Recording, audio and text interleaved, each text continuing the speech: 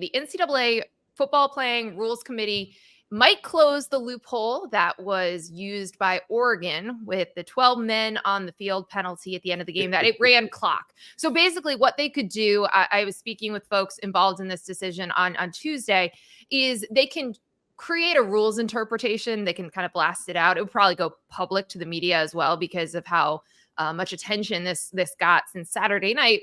But the idea would be like, you're not supposed to advantage yourself by committing a penalty on purpose. They don't want to incentivize that.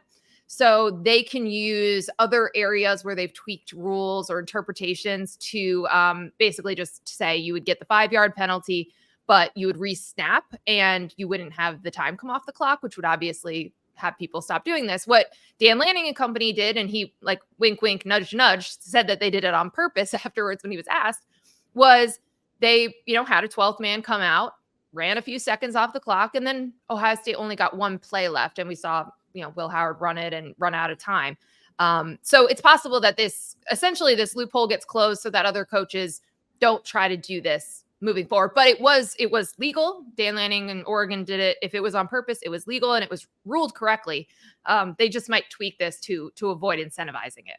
Yeah, it's an interesting thing because we see other penalties that teams commit to give themselves an advantage. Like we've, delay of game, for example, is one. And, I guess you could just decline whatever the case is. But it's something that we see. I know that there are teams that are coached. Like if you're in really bad position and the other team's probably going to score a touchdown if the ball goes over your head, just tackle the receiver. Right. And we see that in it's a big penalty, but these are things people do to that takes points off the board potentially.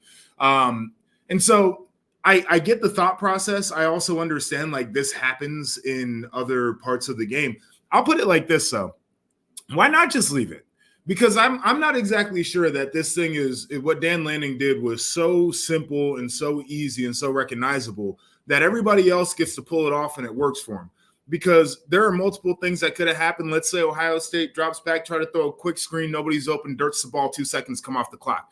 Now you're sitting there 5 yards closer. There's 8 seconds on the clock. So now you're in territory where you probably can run 2 good plays, right? That's a bad outcome for Oregon. Ohio State, of course, could have had a successful play. And then people are asking Dan Lanning in the post game, what was the 12 men about? He can't do the smirk because you might have lost. And it's not fun to smirk when you lose.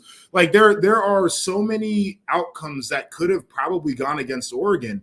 You had to be in a perfect spot where the yardage didn't matter. It was more valuable there. The time was more valuable than the yardage. I like it. I think we should keep it. It gives us the opportunity for more coaches to try it and screw it up, and I'm totally here for it. This is something that we see all the time, right? One coach maybe finds a loophole and then everybody else decides to try to do it and it doesn't always work. The example that was brought up to me was Kenny Pickett fake slide, which was an iconic moment, right? Genius. And they immediately interpreted the rule and changed it so that people don't do that for safety reasons. So we will see what happens with that. And it might, you would think that there would be some resolution on this before games kick off this weekend. You would hope if that's what they want to do, that there would be a resolution there. I'm just going to be on the record as saying, let's not do it. Let's let this ride and see what kind of chaos it can create as we move throughout the season.